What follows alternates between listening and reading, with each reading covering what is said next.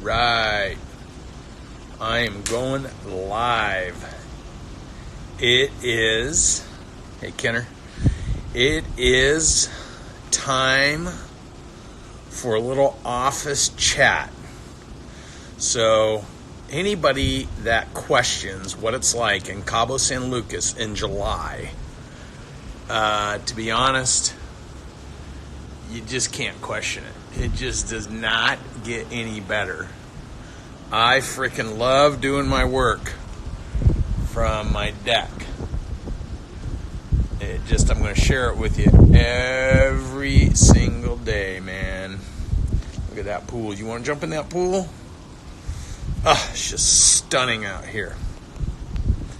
Anyhow, so we today on the live stream are going to be talking about how and when to structure partnerships. I've had a whole bunch of conversations with business owners in the last 2 days talking about when is the right time to structure and how to structure a partnership with someone who's a key contributor into your organization. See, a lot of you business owners, when you go from solopreneur to trying to build a business, you become key man dependent. And so what happens is temperature. They asked me what the temperature is here. It's probably 85 degrees. There's no humidity today.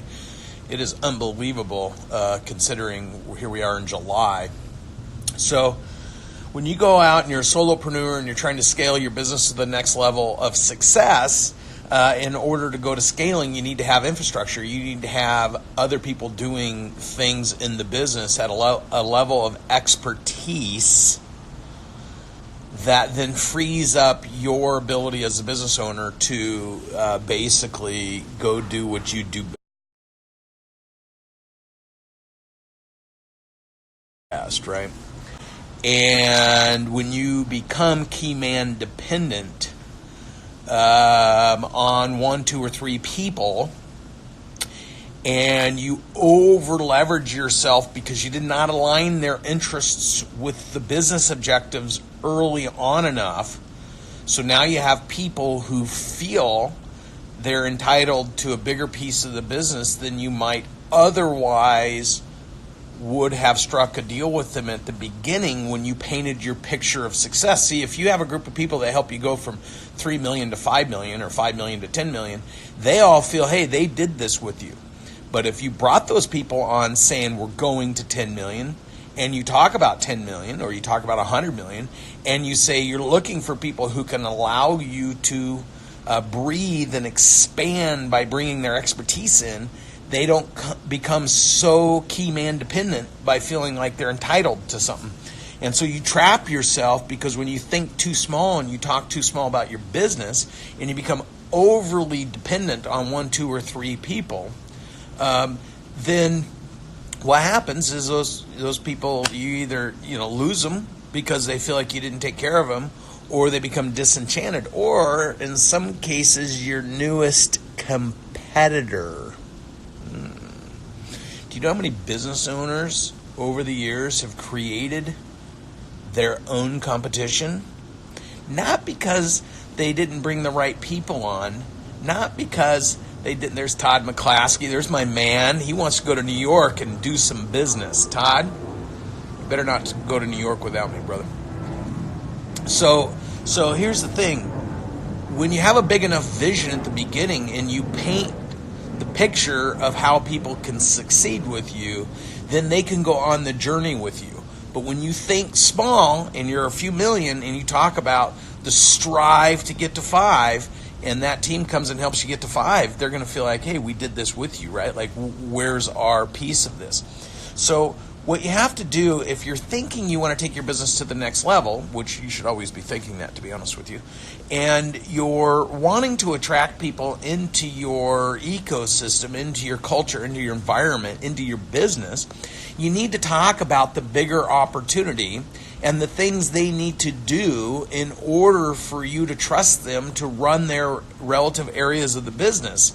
And then you have to have a system, and I call it the personal, professional, and financial alignment system, where people can come in early enough with you drive hard enough that they feel that the success of the business is aligned with their personal, professional, financial goals, and then they can succeed those goals through helping you drive the business to the next level before you get to a place where they feel like they've done all this work, they've created all this contribution, and you're not recognizing them.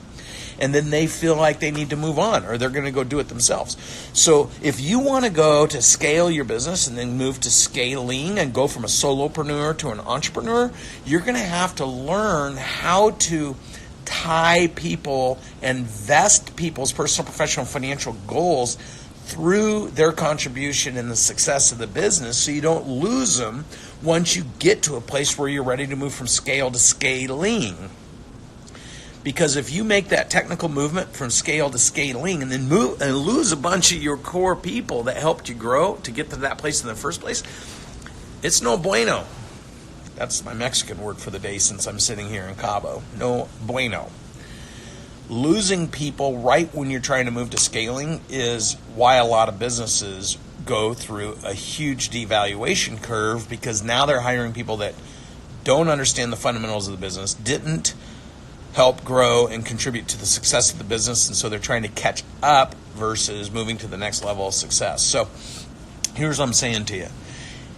As you start to accumulate people that you want to be high contributors in various areas of your organization, be sure to align their personal, professional, financial goal with the long-term goals, with the long-term success of the business, and paint a vision what that looks like so that people can understand they can grow and accelerate their personal, professional, financial goals while the business succeeds.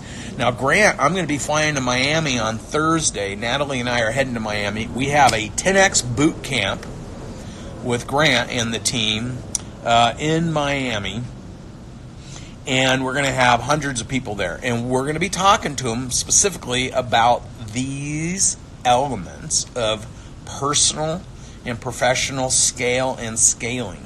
How to put yourself in play, how to build it with the highest and best value, how to retain your people in the growth cycle. How you doing, Steve? Let's see. Yeah, man. Derek, how you doing? STP World. Does Cardone Ventures take a percent of profits or a percent of equity in perpetuity? So think of it this way. Cardone Ventures has 3 ways to which you can work with us. One is you pay as you go, man. You pay, you learn, you go home, apply, you grow, you build the confidence. That was a great investment. You come back. It's a lot better than hiring consultants for $100,000 a year that are just going to give you a bunch of stuff you got to go do, and it's not going to be consistent with growing and scaling a business. So Cardone Ventures is as simple as you pay, you come work with us, you learn, you go home and do it. That is just a fee for service. You just pay to attend our events. We'll put a whole schedule of beginner, intermediate, and advanced programs together for you. Probably over the course of 18 months to 24 months, you can learn these elements yourself, go home and apply them. Don't have to give up a dime other than pay to play. The second way Cardone Ventures will work with you is 2 and 20. So we will take 2% management fee and 20% of the upside that we help create. So if we'll baseline your existing profitability, your existing value of your business, and then we get 25% of the upside. Now, if there is no growth on the 36th month, you can fire our ass. You can say, I don't like this, I don't want to do it, but it has to be on the 36th month. If there is growth, you can't fire us. And I'll tell you why. I've helped so many businesses grow by 5 or 10x, and they all, when they don't want to give you any value, they want to get rid of you. Well, I'm not going to work with businesses that we're not aligned. If I help businesses with Grant and the whole team, and we invest our time, energy, money, and strategic experience, help negotiate deals, do all this stuff, man, we are sharing in the upside. And anybody that doesn't have that shared vision, we're not interested in a 2 and 20. So you can always buy us out if you want to take us out. There's a mechanism for that. But for the most part, it's 2% of revenue management fee, 20% of the upside.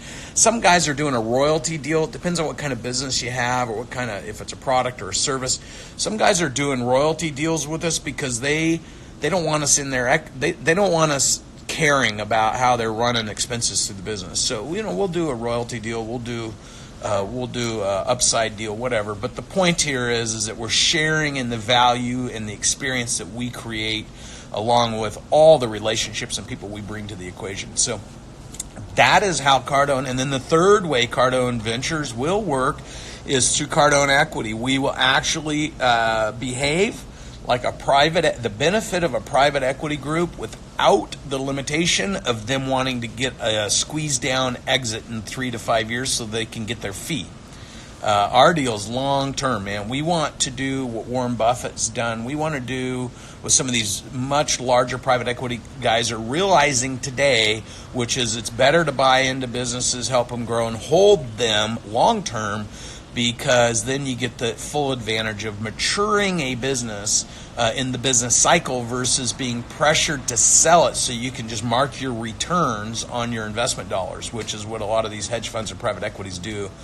Firms, they have narrow time horizons where they want to spool you up and spin you to the next level private equity group.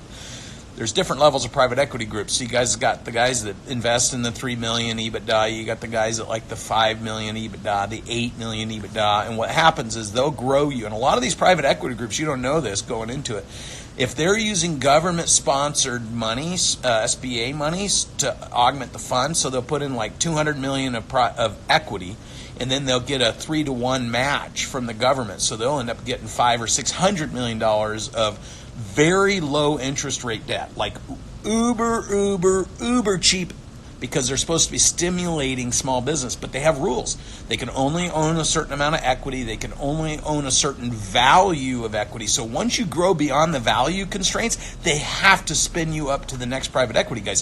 So you end up getting sold over and over and over where you're trying to build your business. And it's just such a pain in the ass, because every time a new group wants to get involved, there's all sorts of new conditions, and you spend all your time negotiating for your exiting your current private equity group, where you're trying to protect what's going to happen to you on the entry and exit of the new private equity group. So you end up spending all your time worrying about your capital structure, worrying about who's going to be controlling what, who's going to be in charge of what, who gets to make ultimate and final decisions, and getting the 18 to 22% internal rate of return for the private equity groups. And you end up managing to all that versus the business, and it just sometimes becomes, like you're a professional political manager of your private equity groups and banks versus running your company. So Grant and I don't believe in that. We believe in coming alongside, taking a position, and helping the business reach maximum value. Shark Tank. This is a better deal than Shark Tank. You guys need a TV show, the Cardone Tank. There you go. Boom. I want a perpetuity % on that idea. I love it, man. Shark Tank normally invests in new concept, new ideas, new products, things that are coming out to market. We see a huge opportunity to invest alongside active business owners who have already proven they can get things going. They just don't have the technical skill set to move the business, or they don't have the experience to move the business to the next level, doing it with the highest value. Because what's the point of growth if it's coming at the expense of your capital structure? Like what I talked about yesterday, giving up $15 million worth of your business to a private equity group only to buy it back for $220 million 6-7 years later.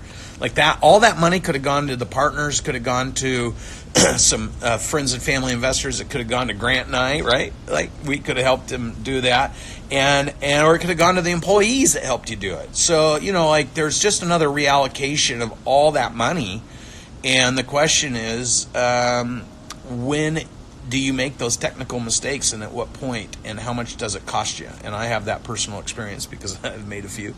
So anyhow.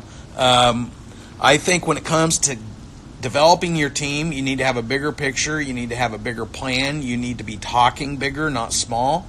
You need to be talking about 10 or 20 or 100 times bigger than you are today. You need to show people law of picture, Maxwell's law of picture. They have to understand how they fit into the equation. And then they have to understand how they win when you win, or you're going to get crammed down on once you get to that next level of success, because people will be disenchanted, disenfranchised, and not feel like you love them, care about them, or you're looking out for them. And you'll start being negotiated by every person that's contributing to you, because they didn't understand at the beginning what was in it for them when you achieve those results. And so when they get to the results, they're going to feel like you didn't take care of them.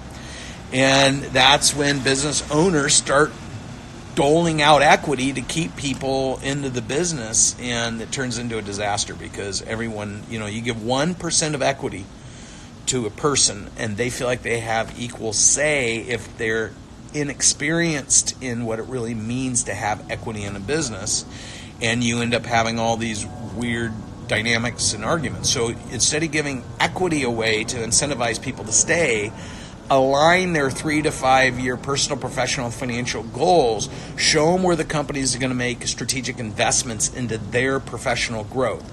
Show them where the company is going to be making investments into their personal growth. Like if they have things they want to do to personally grow, or trips, or some experiences, align the ability to fund those experiences through identifying how they can contribute to the organization. So while the organization's winning, they feel they're winning with you.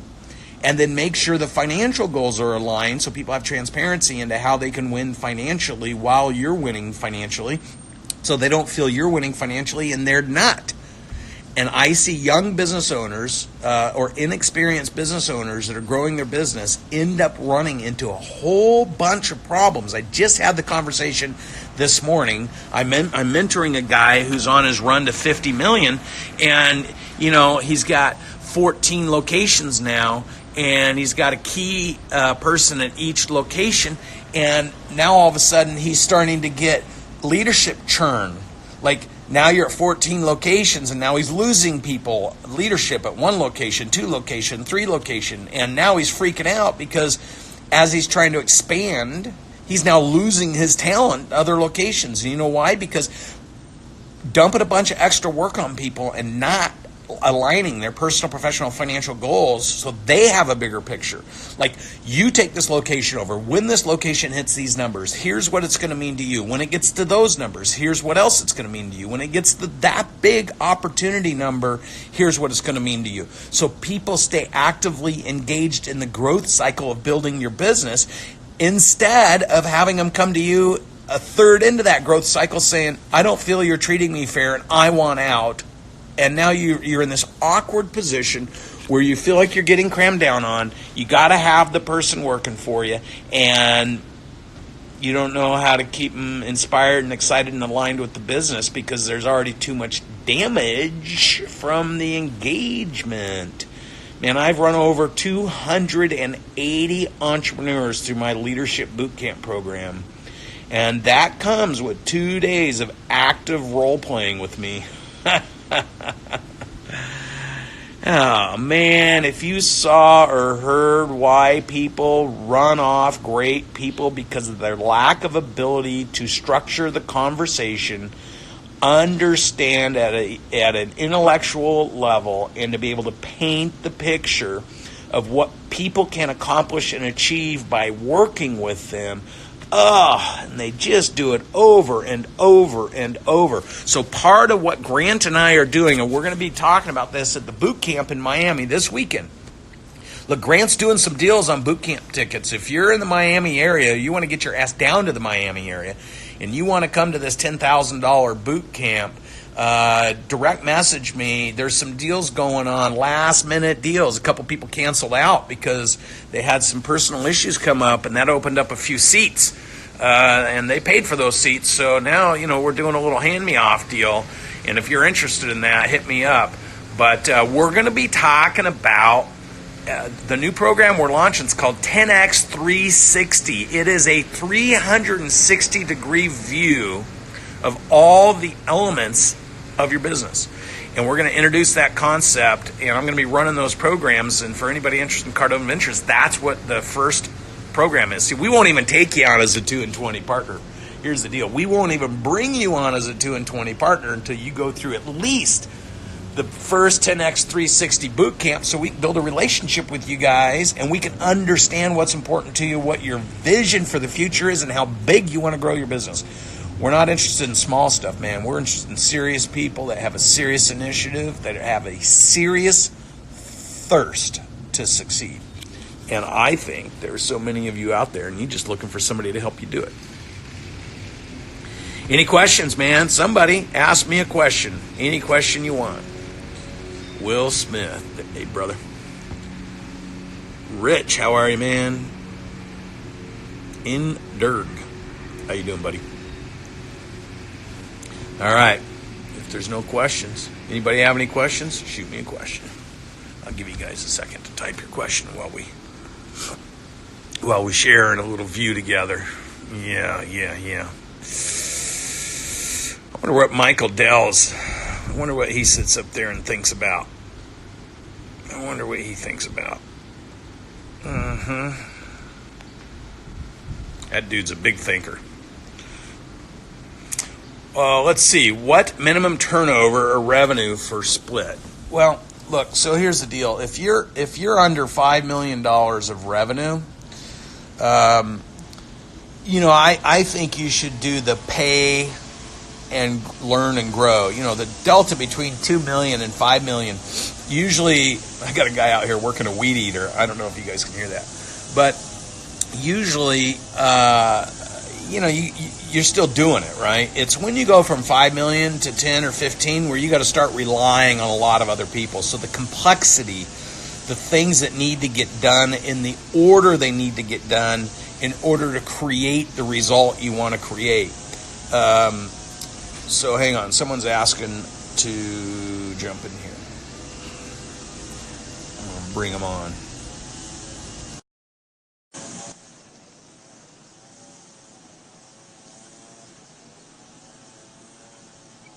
Waiting for him to join.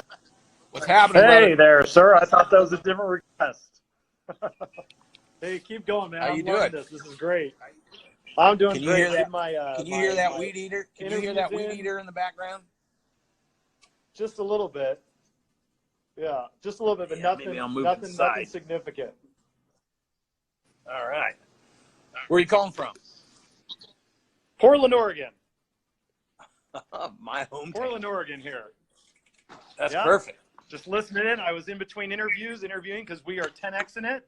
We've got, we're hiring 4 full-time salespeople coming in. And so I was like, Brandon's live. I want to be listening to this guy. So keep at it, sir. I'm loving it. Thank you. Thank you for your content. So you're doing sales, guys. And what business are you in? Yep. We are cookware, cooking classes and cooking equipment. Oh, we're all about teaching families how to cut their cooking time in half and make it easy. And we've just been having such explosive growth. I'm like, I can't keep up. We need more people. So we're scaling. Are you down in the Pearl district? No, we're in Tigard. Oh, Tigard. Perfect. Well, Natalie and I'll have to come out and visit you guys. You might have to show us how to do some cooking. Hey, we'd love to do it. Do a private cooking class just for you guys. Give you some fun. Perfect. Yeah, we'll have to do that. We'll take you up on it. Well, thanks for jumping on. Do you have any questions? Yeah. How do you, what do you recommend is the balance between a small business when they're wanting to scale and invest money into their business versus being responsible for their budget? How do you kind of differentiate those two? Well, so your budget should identify already. So if you're properly positioning your business for multi-year growth, you should already identify in your budget the things that you're going to be investing in and that you need to scale to the next level before you succeed and start hitting the numbers. So it's just like any other investment. If you know there's certain things you need to do in order to get to the next level, you need to start saving and allocating dollars for that initiative. And then you need to have a checklist of the initiatives that you do, that you have in order of priority. For example, if you know you need to hire somebody to do a job that you're doing, in order to generate more revenue. And your highest contribution is, say, meeting with people and getting them to come into the studio. But somebody else needs to get on the phone and talk to 100 people to get the 10 to come in. And you need to invest in that person. Then you need to grind it out until you have the access resources to go and pay that person. And then you need to make sure, big mistake business owners make is then they turn those people loose. Those people don't have the results that the business owner had. And now all of a sudden you're paying somebody, you're getting less results. And now you're defocused because you're overworking in a different area of the business. So when you bring somebody on and you have them do the first job to replace you, they have to understand, this is what we're doing. These are the results we need. Here's how you get upside on those results. Because most people also make the mistake of hiring small. So they just hire someone to do just a job, and then they are hiring somebody who can relate to just that job versus saying, look, if you're a first hire, second hire, or third hire, I have to teach you, I'm going to work personally with you to teach you how to create the highest impact possible. We have to make sure everything we do to perfect all we do. And then once you perfect that, my goal is to have 10 more locations or 100 more locations or an international franchise doing this in every single market. And I'm looking for somebody that takes this job serious enough, comes in today at the level they're coming in, but they're going to work diligently. They're going to prove they're the right person to back. And they're going to think bigger than just doing the work you're doing right now, because I'm building future leaders to help me build an international business. I'm not hiring somebody to make outbound phone calls. Right. And that goes back. I'm hearing two things what you're saying. Number one, when you're hiring, not hiring for the job and then dumping it, but actually hiring, training, developing, walking with them, that whole I do, you watch, I do, you help kind of thing, right? Until they're up to speed. And then the second thing that I'm hearing inside of that is the PPF that you talked about, your personal, professional, and financial goals, which, by the way, I listened to that podcast and my results for retainment of recruitment has like 10 times fold just by implementing that, of saying, hey, I'm hiring today for this, but I'm hiring for this and I'm looking for a rock star because this is where we're going to grow and I want you to grow with me. And I have been using that, and most business owners, yeah, dude, and most business owners talk about what they need, and they hire too small and they align too thin, and they end up with churn because they don't get higher thinking, higher doing people. See, in every hire I make, I want the person who says, I want to find somebody who's going to change my life for the rest of my life and give me an opportunity to succeed in a way that nobody else has been able to do that. And they don't get that shit at traditional corporate jobs. They get some recruiter who's recruiting based on resume and education, who couldn't probably go get their own freaking job if they had to rely on themselves because they're working for HR in some company.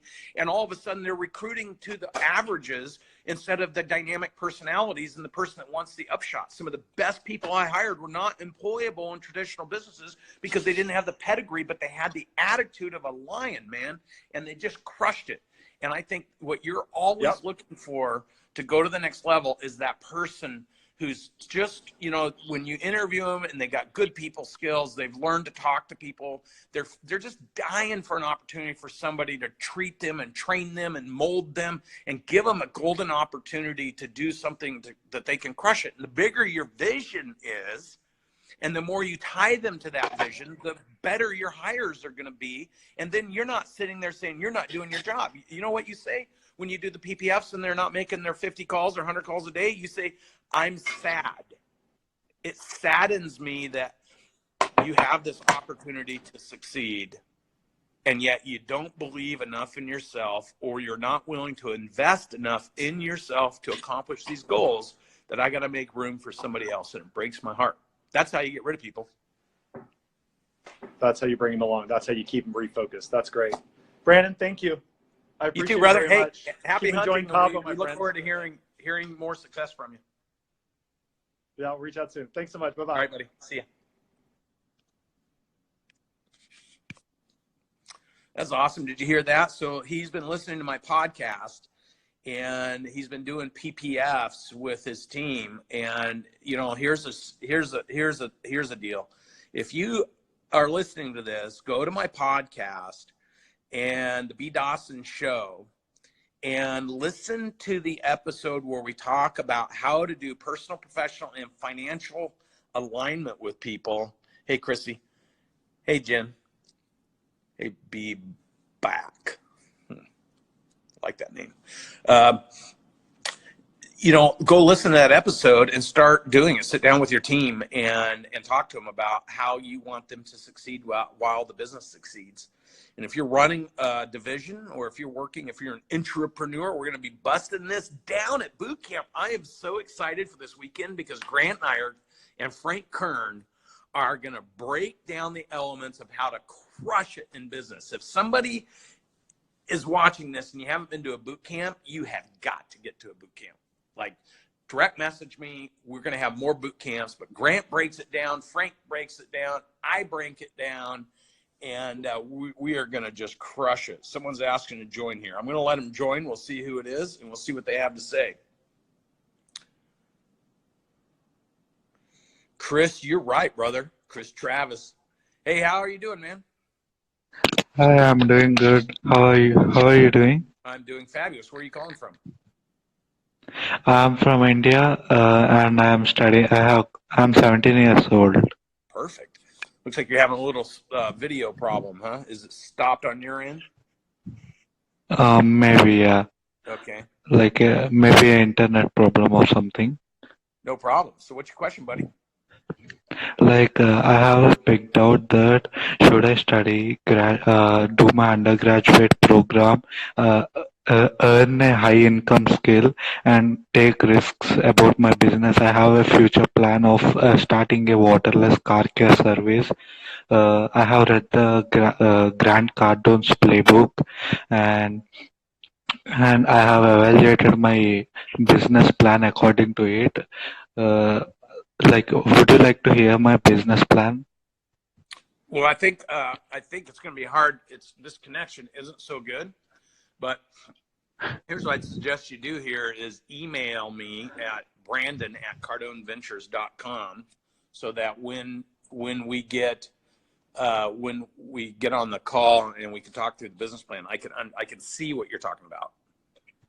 Okay. And my question is that should I earn a high income skill and then jump into taking and save a good amount of money and then invest into my invest into my business, or should I take some job and do something and earn money? Like, should I study for 4 years, earn a high income skill, and do a job for next 4 or 10 years and save all that money and invest it, or should I directly go and work for what I want? Yeah. So here's the easy answer. For me, I believe people need to invest in themselves first, right? And your success will be directly relative to the level of confidence that you have in yourself. And the only people that can answer a question about how you should be spending the rest of your life, what you should be doing, and what you should be investing in, ultimately is you, because you live in your skin, you live in your shoes. It's your life, dude. And your confidence, the question you have to ask yourself is, what level of confidence do you have, and what resources do you have to pull the trigger right now? And if you don't have those resources, you need to build your own war chest of resources. And you got to think through strategically, because no one's going to make it happen for you, right? You got to make it happen yourself. Yeah. So you have to decide, how much money do I have to have set aside? And do I spend that money on education, or do I spend that money or save that money until I can get out of a job and go do the things I want to do? Or do you invest in programmers at night to help program, or whatever you got going on, whatever your business model, buying a building, or whatever your business is? You got to be strategic about how long to get to the money. What do you got to do in the interim, and how much resources do you have? If you got to go to school for 5 years and spend all your money going to school, and that's going to cause you to give up on your entrepreneurial dream, then you have to decide what level of confidence you have to move and make your own decision. Okay. My parents are willing to pay fee for my college, but they are not willing to give it to me, or they are not happy with me if I follow my dreams. You know, dude, this is a worldwide problem, right? It doesn't matter what country Yeah, you're from. yeah, All parents, you know, at the heart of it, parents want to see their kids succeed, right? They want to be able yeah, to have their kids do things that maybe they didn't get to do themselves or that they've always dreamed their kids would do. You have to yeah, decide for yourself, you know, why can't you do both? If your parents are willing to pay for education, why can't you grind out your education, get it a couple of years or a year early, and then also do your side hustle until you get your business? There's plenty of really good business entrepreneurs who started their business in college and then dropped out. yeah. Okay, I got the point. So why don't you be one of those guys?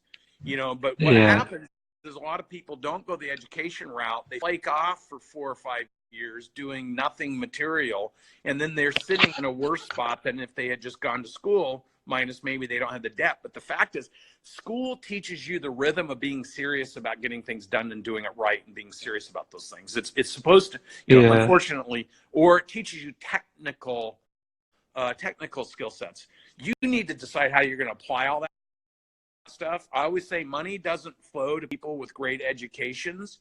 Real money doesn't flow to great salespeople. Real money flows to people who use their education and their sales skill set or interpersonal skill set to do something that has huge impact, that solves problems for others. And if you're already onto something that solves huge problems for other people, then maybe, you know, go to school and work on that in the evening and perfect it and then launch it. And then when it hits, then make the decision if you're going to stay in school or not. okay, okay. Like, can I get your email address, like, once again, Yeah, so that Brandon. whenever Yeah, it's Brandon. at CardoneVentures.com. Okay, okay. Thank you, and I will mail it to you, my plan and everything, so that you could take it whenever you have the free time. Sure. Thanks for calling in, buddy. And give us a review, please, about it. What's that? Give your word, like your review or your idea about the plan, Okay, which I'm I'll do going that to when I see you. send. Sounds good, bud. Okay. Thanks, man. Okay, cheers. Thank you so much for your valuable. All right. I think I need to end this because my family, right over there, they're waiting for me to go down to the beach, maybe do a little sea bob in the ocean, or maybe for me to kick their butt at ping pong. What else? Volleyball. Just about everything. You sound like you're struggling. All right, man. Take care, everybody. Thanks for joining me today.